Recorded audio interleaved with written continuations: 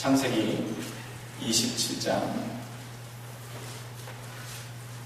41절로 45절의 말씀.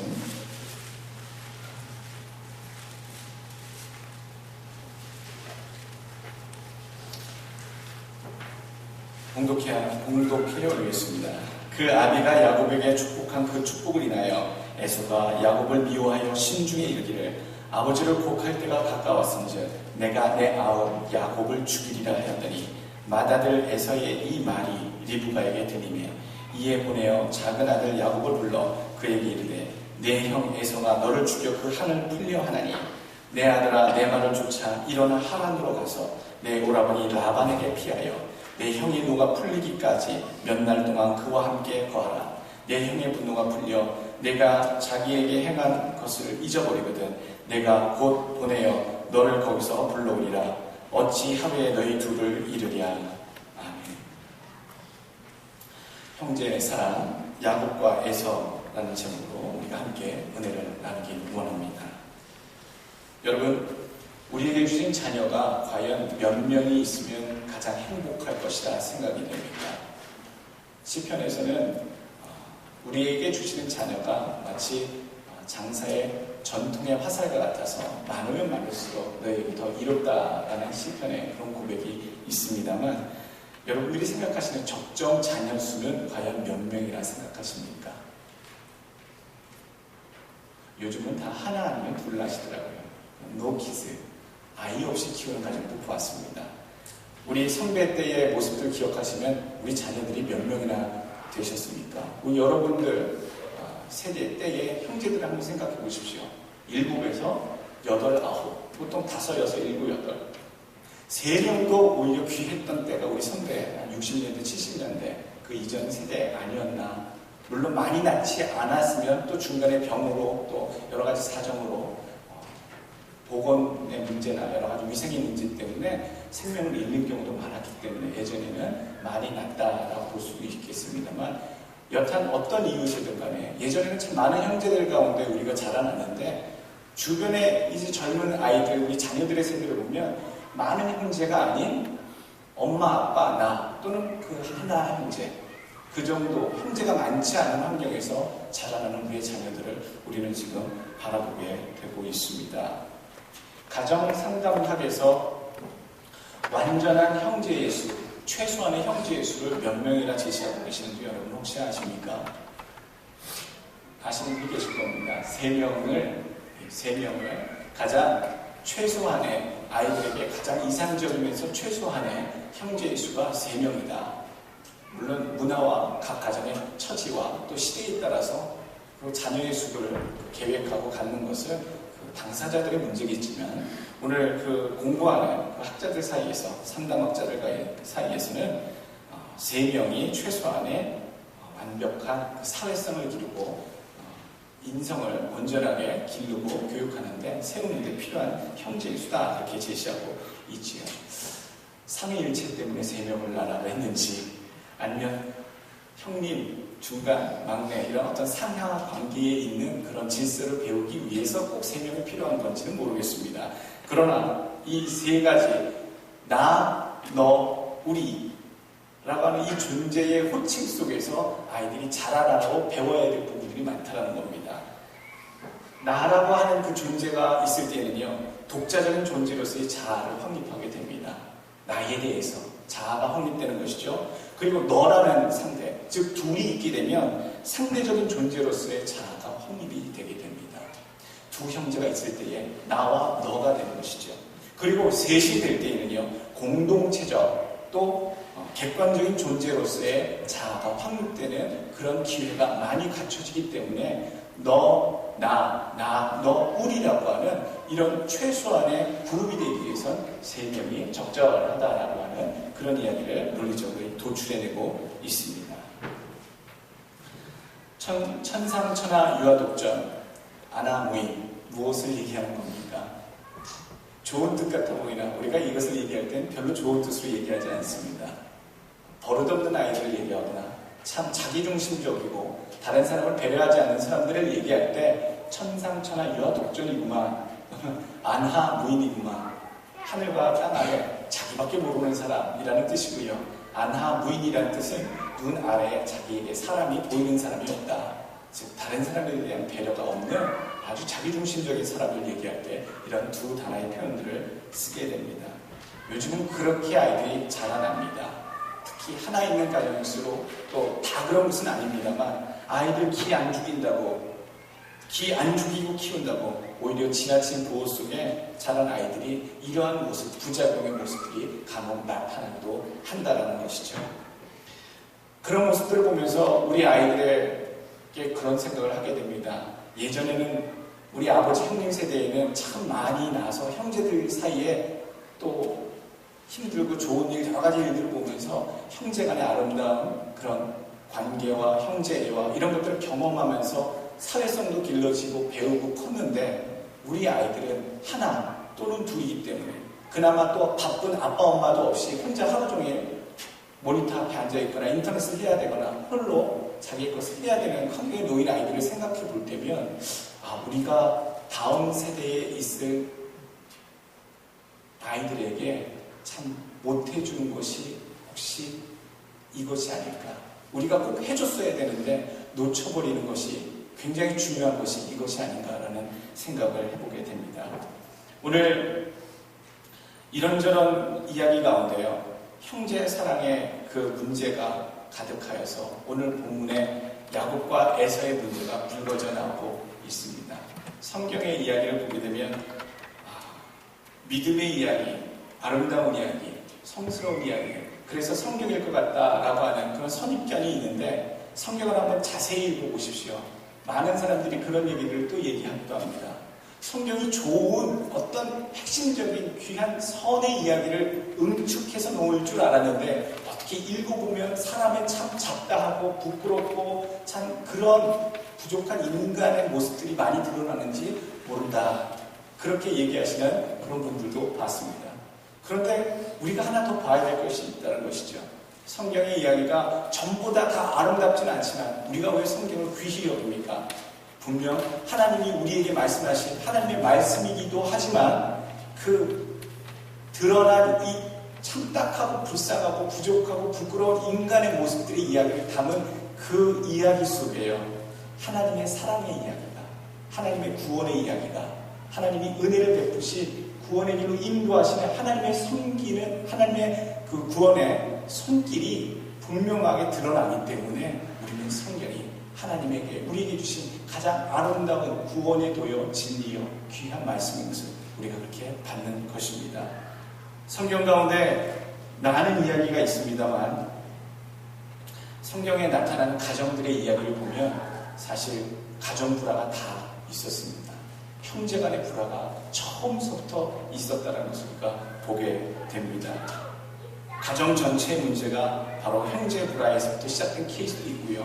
또 부모의 어떤 편애적인 사랑에서부터 시작된 경우도 있었고 오늘 본문에 나오는 이 야곱과 에서 부모됐던 이삭의 가정, 이삭과 리브가의 가정만 봐도 부모의 편애가 만들어진 형제 불화의 이 모든 그 근원이 오늘 본문의 배경으로 등장하고 있다는 것을 봤을 때 우리가 아름다운 가정, 하나님 원하시는, 하나님 기뻐하시는 그런 가정, 가정의 달을 맞이해서 우리가 어떻게 우리 가정을 세우고 아름답게 회복할 것인가에 대해서 고민할 때에 우리가 성경의 이런 모습들, 퍼펙트한 모습들은 아니지만 이런 무시무시하고 끔찍한 일들이 담겨져 있는 성경의 이 족장들의 이야기가 많이 있지만 그 가정들이 어떻게 하나님의 사랑과 인도하심과 믿음이라고 하는 그 과정을 통해서 다시 회복이 되고 아름다운 신앙의 이야기가 전개되는지 그 과정들을 바라보시면서요. 우리 가정도 부족함이 있고 또 모자람이 있고 지금 문제가 우리 집안에 있지만 우리 집안이 하나님 안에서 신앙으로 어떻게 회복돼서 아름다운 모습으로 설 수 있게 될 것인가에 대한 그러한 지혜와 교훈을 여러분들 오늘 본문 가운데서 다 찾아내시길 주의 이름으로 부탁드립니다. 오늘 특별히 본문 가운데서 주시는 교훈은요. 문제없는 가정은 없다라는 얘기입니다. 그래서 문제없는 가정은 없다. 이게 전제고요.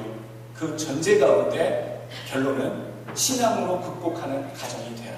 이것이 우리 첫 번째 우리에게 주시는 본문을 통한 교훈입니다.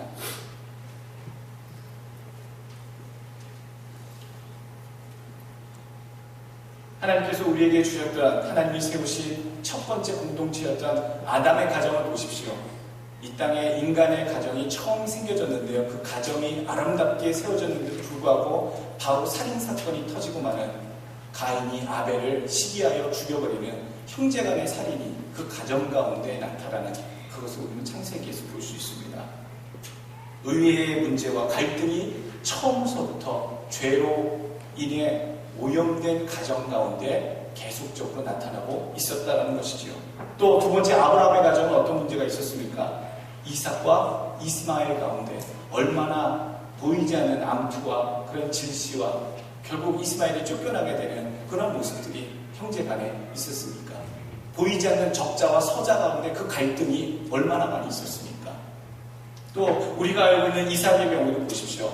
하나님께서 참 유순한 자로, 평온한 자로, 신앙의 소유자로 하나님께서 축복해 주신 이삭의 가정에도요, 야곱과 에서가 서로 이런 원인을 제공하고 또 거기에 반응해서 서로 죽이겠다고 하는 그런 살기가 든든한 오늘의 이야기가 펼쳐지고 있지 않습니까? 오늘 41절 보십시오. 내가 내 아우 야곱을 죽이리라 하였더니, 이 이야기를 보면 살인만 안 났을 뿐이지 오늘 야곱과 에서, 이 이삭의 가정도 형제의 갈등에 대해서 얼마나 심각한 양상을 띠고 있는지 또 보여주고 있다는 겁니다. 또 믿음의 족장 야곱의 그 자녀들을 한번 또 보십시오. 야곱의 자녀들을 통해서 어떤 형제의 갈등이 나타납니까? 그 요셉과 나머지 그 11명의 그 형제들과의 그 갈등, 나머지 그 요셉과 다른 형제들 간의 갈등을 보면서 우리가 알고 있고 우리가 참 믿음의 조상이라고 성경에 많이 언급하고 있는 이런 신앙의 가정들이 의외로 자녀들 간의 문제와 그런 형제들 간의 갈등이 가득했었구나. 여러분들, 그런 것들이 어떻게 신앙으로 하나님 간섭하시고 신앙으로 회복되는지 오늘 그 순서를 지금 찾고 있습니다. 41절에 보게 되면 이미 살인하는 것과 마찬가지라고 생각이 됩니다. 에서가 야곱을 향해서 어떤 상황입니까? 아버지가 축복을 하기로 해서 별미를 준비해라. 그 별미를 위해 잠깐 사냥 나갔던 그 사이 그것을 엿들은 리브가, 그 어머니가 그 자기 둘째 아들인 야곱에게 내 형 대신 엄마가 맛있는 별미를 해줄 터이니 이걸 가지고 네가 에서인 척 속여서 아버지의 축복을 네가 받아라 라고 해서 그것을 축복을 받고 나서 뒤늦게 돌아온 에서가 분노하여 자기 동생 야곱을 죽이겠다고 하는 이러한 이야기가 오늘 41절부터 5절까지 45절까지 이야기입니다.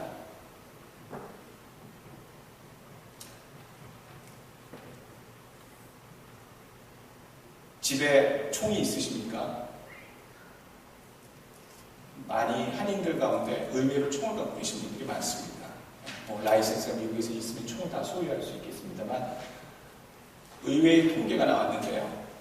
총을 살 때의 동기는 사실 가족을 보호하고 외부의 침입과 어떤 도적이나 그런 것을 자기가 방비하기 위한 최소한의 도구로 그 라이센스를 구입해서 총기를 구입한다고 합니다.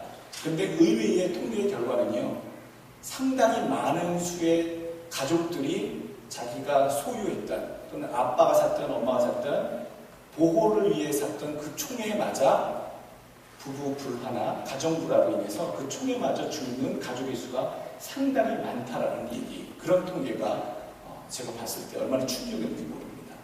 우리 가족을 보호하려고 했던 그 기구와 도구들이 우리 가족을 죽이는 그런 결과로 우리 삶 속에 나타나는 그런 경우가 많이 있다는 얘기입니다. 오늘 사냥에 쓰이는 이 도구들을 가지고 아마 저는 이 에서가 분에 차서 사냥 갔다 왔던 그 칼로 아니면 화살로, 그 도구들로, 자기가 즐겨 쓰던 그 도구들로 아마 야곱이 눈에 바로 띄었으면 그 자리에서 해했을 것이다 라는 생각을 해보게 됩니다. 여러분들, 혹시 우리가 쓰여지고 있는 이런 도구들이나 우리가 차마 생각하지 못했던 이런 것들이 우리 가족에게 해가 되지 아니하도록 여러분들 지혜롭게 선택하시고 그런 것들을 사용하시고 관리하실 수 있기를 주의 이름으로 부탁드리겠습니다. 또 오늘 첫 번째 전제는 야곱과 에서의 이 모습 속에서 문제없는 가정은 없다라는 전제를 드렸는데, 두 번째 우리에게 주시는 하나님의 교훈은요, 내가 변해야 한다라는 두 번째 교훈 먼저 드립니다. 내가 변해야 한다. 여러분들, 이 내가 변해야 되는 문제 세 가지가 사실 있습니다. 부부 문제, 형제 문제, 자녀 문제. 여러분들 누구의 문제라고 생각하십니까? 자녀의 문제는 누구의 문제인 줄 아십니까? 자녀들의 문제가 아니라 부모의 문제입니다. 자녀 상담하시는 분들은 자녀들은 그 부모를 비추는 거울이라고 합니다. 그래서 자녀들, 어린 자녀들일수록 그 부모에게 문제가 있는 거지 자녀들에게 문제가 있다라고 얘기하지 않습니다. 자녀의 문제는 부모의 문제입니다. 여러분들이 잘못 보이셨고 잘못 가르치셨고 여러분들이 잘못 인도하신 부분들이 거반 다 자녀들에게서는 반응으로 나타난다는 겁니다. 부부 문제는 누구의 문제입니까? 목사님, 그것만큼은 당사자의 문제입니다 라고 얘기할 수 있습니다. 부부 문제는요, 내 문제입니다. 우리의 문제입니다. 여러분들, 부부는 하나님이 한 몸으로 묶어놓으신 분입니다. 공동체입니다. 그래서 한 몸이기 때문에 당신이 없고 나눌 수 없다는 존재죠. 내 아내의 잘못이 내 문제고요. 우리 남편의 잘못이 우리 남편 당사자의 문제가 아니라 내 문제라는 것. 왜냐하면 여러분들은 둘이 합쳐 하나가 된 몸이라고 하나님 선포하신 합법적인 결혼 가운데 하나님 앞에 선포된 한 몸 된 가정이기 때문에, 부부이기 때문에 내 남편의 문제가 아니라 나의 문제고 내 아내의 문제가 아니라 내 문제라고 여기셔야 된다는 겁니다. 형제간의 문제는 누구의 문제라고 생각하십니까? 그것도 주 안에서 우리가 다 한 몸 된 지체로서 여길 때에 다 우리의 서로서로의 문제다라고 여기셔야 된다는 것이죠. 내가 변해야 된다라고 하는 이 두 번째 가르침 속에 세 가지 우리가 실천적으로 생각해 봐야 될 것이 있는데, 첫 번째로는요, 우선적으로 내가 먼저 하라. 우선권입니다. 저 사람이 먼저 하는지 그 반응을 보고 이게 아니라요. 저 사람이 하면 내가 하지가 아니라요. 내가 먼저 문제를 해결하려고 다가가는 것. 내가 먼저 그 문제에 대해서 마음을 여는 것. 내가 먼저 이 문제에 대해서 양보하는 것이 오늘 내가 변해야 되는 첫 번째 요건 중에 우선권. 내가 우선적으로 먼저 해야 된다라는 그런 실천적인 얘기가 있습니다. 33장 4절 말씀을 보게 되면 에서가 달려와서 그를 맞아서 안고 목을 어긋 맡기고 그와 입 맞추고 피차 우니라. 야곱이 지금 때를 몰고 이제 고향 땅으로 컴백 돌아오고 있는데요. 저 멀리서 에서가 달려와서 먼저 껴안습니다. 역시 형만한 아우가 없지요. 형이 먼저 와서 껴안는 표현을 오늘 성경에 얘기해주고 있습니다.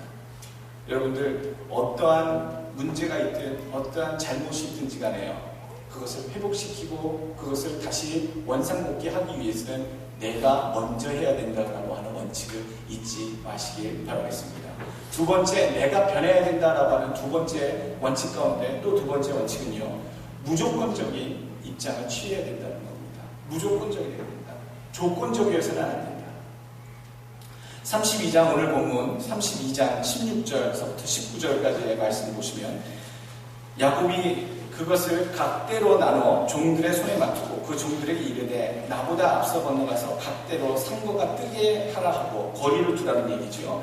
그가 앞선 자에게 부탁하여라되 네 형 에서가 너를 만나 묻기를 네가 네 사람이며 어디로 가느냐, 네 앞에 것은 네 것이냐 하거든 대답해 주기를 주의 종 야곱의 것이요 자기 주 에서에게로 보내는 예물이오며 야곱도 우리 뒤에 있나이다 하라 하고 그 둘째와 셋째와 각대를 따라가는 자에게 부탁하여 가로되 너희도 에서를 만나거든 곧 이같이 그에게 구하라 라고 얘기하고 있습니다. 문제나 여러 가지 위생의 문제 때문에 생명을 잃는 경우도 많았기 때문에 예전에는 많이 났다라고 볼 수도 있겠습니다만, 여탄 어떤 이유이든 간에 예전에는 참 많은 형제들 가운데 우리가 자라났는데 주변에 이제 젊은 아이들, 우리 자녀들의 세대를 보면 많은 형제가 아닌 엄마, 아빠, 나 또는 그 하나 형제, 그 정도 형제가 많지 않은 환경에서 자라나는 우리의 자녀들을 우리는 지금 바라보게 되고 있습니다.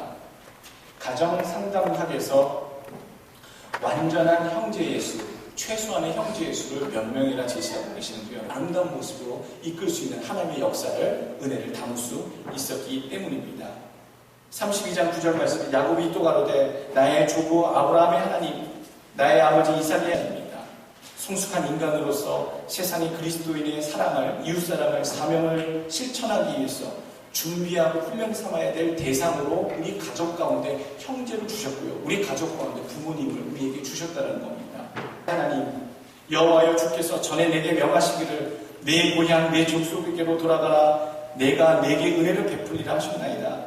나는 주께서 주의 종에게 베푸신 모든 은총과 모든 진리를 조금이라도 감당할 수 없사오나 내가 내 지팡이만 가지고 이 요단을 건넜더니 지금은 두 때나 이루었나이다. 내가 주께 간구하오니 내 형의 손에서 내 형 에서의 손에서 나를 건져내시옵소서. 내가 그를 두려워하오는 그가 와서 나와 내 처자를 칠까 겁내미니이다. 이 기도는요, 자기의 목숨에 대한 위협을 하나님께 보증해달라고 하는 기도도 있지만 동시에 형제의 관계가 온전하게 회복되게 해달라고 하는 이 야곱의 기도가 있었다는 겁니다.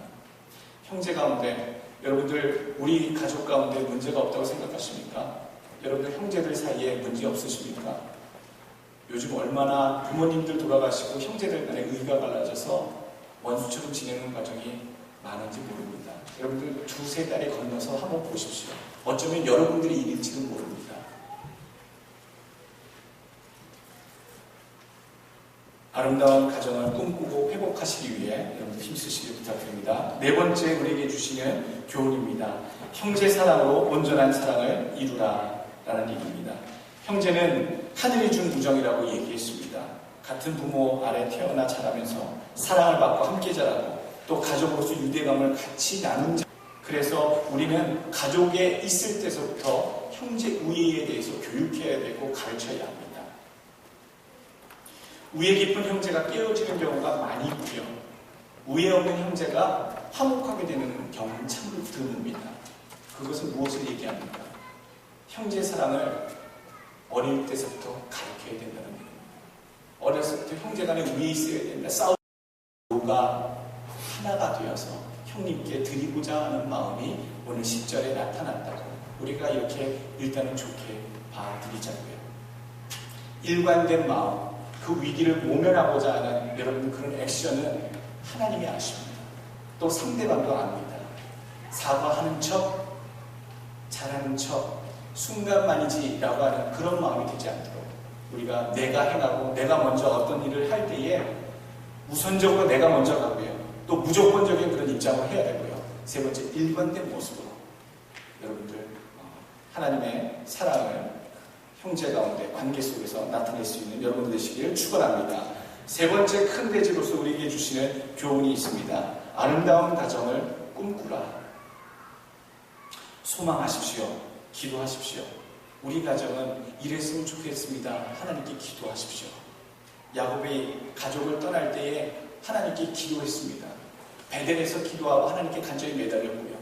또 다시 돌아올 때 형님의 그 위협을 느낄 때에 하나님께 또 간절히 기도했습니다. 간사한 야곱, 참 간교한 야곱이라고 우리가 알고 있지만 그러한 자조차도 하나님께 기도했을 때 하나님의 축복과 인도하신 은혜를 누리고 그 가족을 온전히 아름다운 모습으로 이끌 수 있는 하나님의 역사를, 은혜를 담을 수 있었기 때문입니다. 32장 9절 말씀, 야곱이 또 가로되 나의 조부 아브라함의 하나님, 나의 아버지 이삭의 하나님, 여호와여 주께서 전에 내게 명하시기를 내 고향 내 족속에게로 돌아가라. 내가 내게 은혜를 베풀리라 하셨나이다. 나는 주께서 주의 종에게 베푸신 모든 은총과 모든 진리를 조금이라도 감당할 수 없사오나 내가 내 지팡이만 가지고 이 요단을 건넜더니 지금은 두 때나 이루었나이다. 내가 주께 간구하오니 내 형의 손에서 내 형 에서의 손에서 나를 건져내시옵소서. 내가 그를 두려워하오는 그가 와서 나와 내 처자를 칠까 겁내미니이다. 이 기도는요, 자기의 목숨에 대한 위협을 하나님께 보증해달라고 하는 기도도 있지만 동시에 형제의 관계가 온전하게 회복되게 해달라고 하는 이 야곱의 기도가 있었다는 겁니다. 형제 가운데 여러분들 우리 가족 가운데 문제가 없다고 생각하십니까? 여러분들 형제들 사이에 문제 없으십니까? 요즘 얼마나 부모님들 돌아가시고 형제들 간에 의가 갈라져서 원수처럼 지내는 과정이 많은지 모릅니다. 여러분들 두세 달이 건너서 한번 보십시오. 어쩌면 여러분들이 일일지도 모릅니다. 아름다운 가정을 꿈꾸고 회복 회복하시기 위해 여러분들 힘쓰시길 부탁드립니다. 네 번째 우리에게 주시는 교훈입니다. 형제 사랑으로 온전한 사랑을 이루라 라는 얘기입니다. 형제는 하늘이 준 우정이라고 얘기했습니다. 같은 부모 아래 태어나 자라면서 사랑을 받고 함께 자라고 또 가족으로서 유대감을 같이 나눈 자입니다. 성숙한 인간으로서 세상이 그리스도인의 사랑을, 이웃사랑을, 사명을 실천하기 위해서 준비하고 훈련 삼아야 될 대상으로 우리 가족 가운데 형제를 주셨고요. 우리 가족 가운데 부모님을 우리에게 주셨다는 겁니다. 그래서 우리는 가족에 있을 때서부터 형제 우애에 대해서 교육해야 되고 가르쳐야 합니다. 우애 깊은 형제가 깨어지는 경우가 많이 있고요. 우애 없는 형제가 화목하게 되는 경우는 참으로 드뭅니다. 그것은 무엇을 얘기합니까? 형제 사랑을 어릴 때서부터 가르쳐야 된다는 얘기입니다. 어렸을 때 형제간에 위에 있어야 된다. 싸우지 말아야 된다. 형님을 위해야 된다. 동생을 사랑해야 된다. 이것이 침이 마르도록 가르치지 않으면 자연스럽게 커서 각자의 인생의 삶을 살아갈 때에 가까워질 수 있는 기회가 없다는 얘기죠. 여러분들의 가정들, 여러분들 지금 한국에 계신 형제들과 여러분들 주변의 가족들을 생각해 보십시오. 우리 가정 가운데, 여러분들의 가정 가운데는 하나님의 온전한 사랑이 가득 이루어지시고 그 가르침이 있게 되시길 주의 이름으로 간절히 부탁합니다. 베드로후서 1장 5절과 7절 보게 되면 형제 우애에 사랑을 공급하라.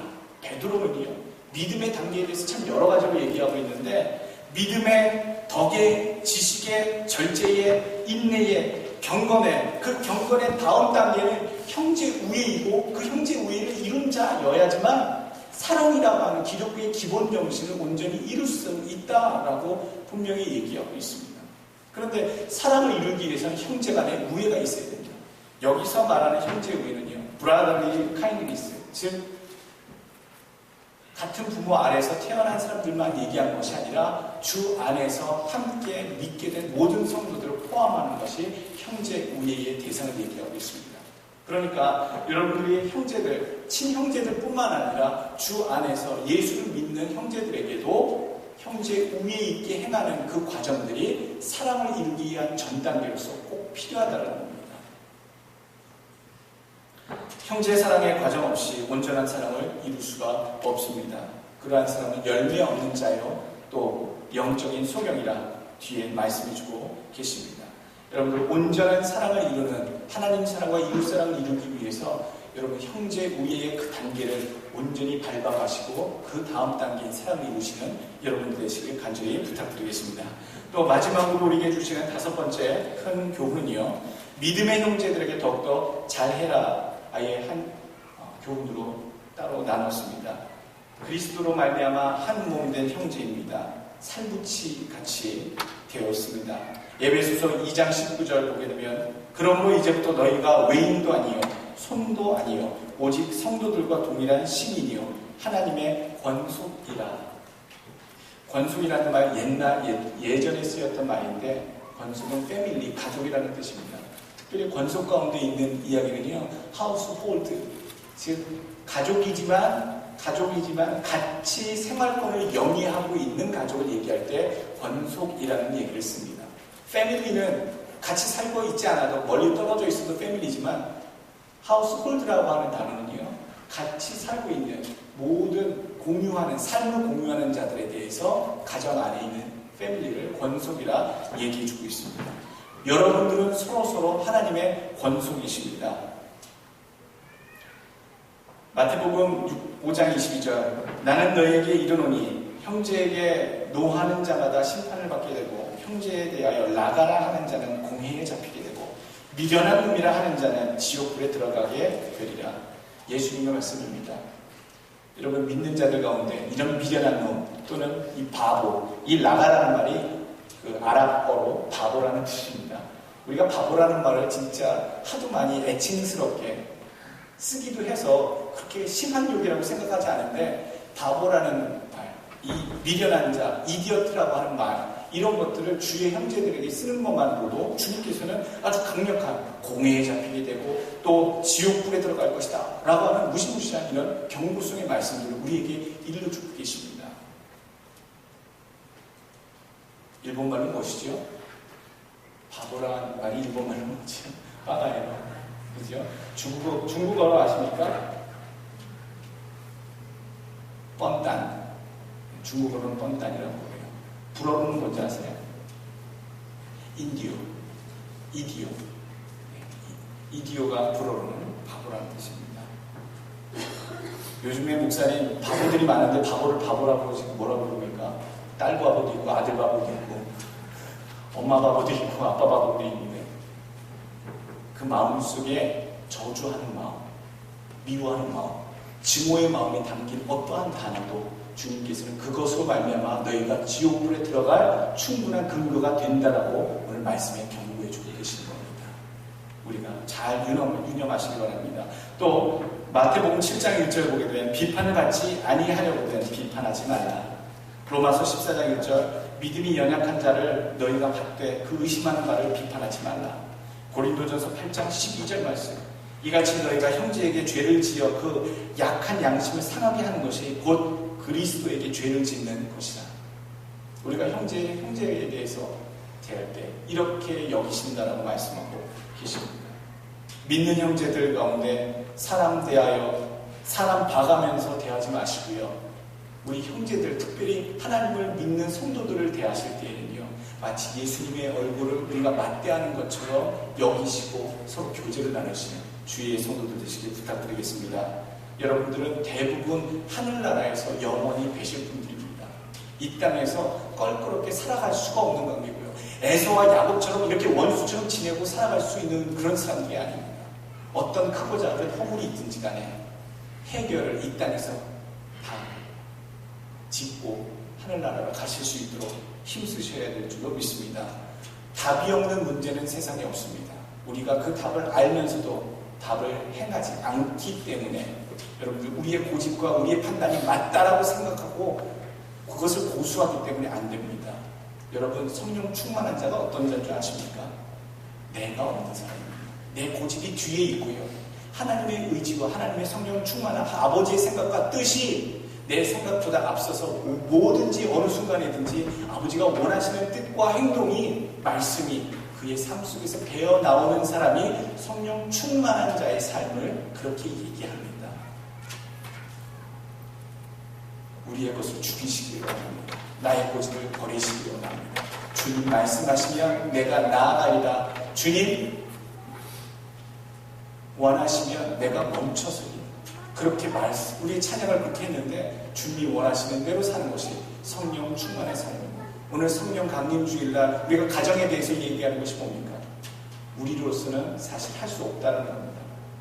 여러분들 스스로 여러분들이 성지처럼 사실 수 있다고 생각하십니까? 원수 같은 저 사람 용서할 수 있다고 생각하십니까? 불가능합니다. 열받게 하는 남편이 있는데 화나게 하는 아내가 있는데 정말 속 썩이는 아이들이 내 눈앞에 내 마음을 찢어놓는데 여러분 스스로 다스려서 그게 가능하다고 보십니까? 우리로서는 한계 상황에 꼭 부딪힌다는 것이죠.